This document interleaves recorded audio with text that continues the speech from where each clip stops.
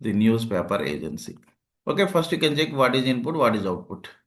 What is input means input consists of three integers W, X and Y.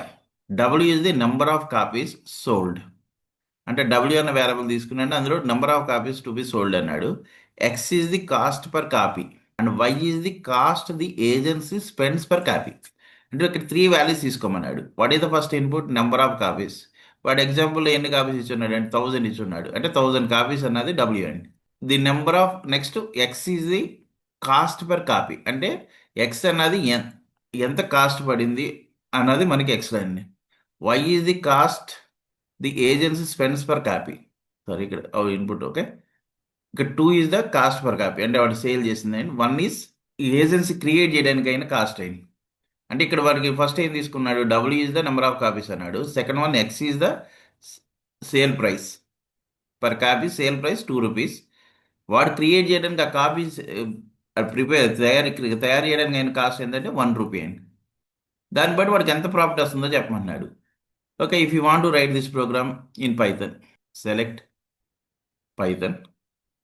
Then you can take three variables. W equals to int of input of.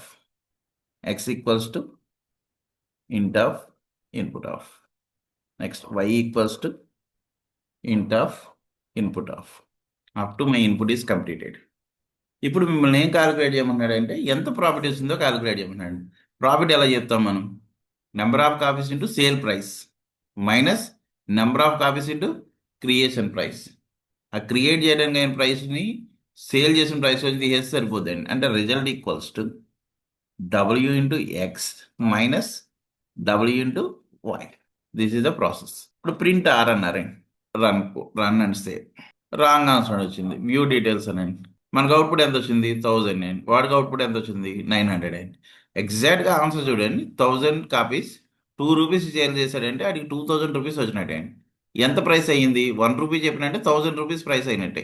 That's why 2000 నుంచి 1000 తీస్తే 100,000 rupees రావాలి వాడికి profit. But వాడికి ఎంత వచ్చింది?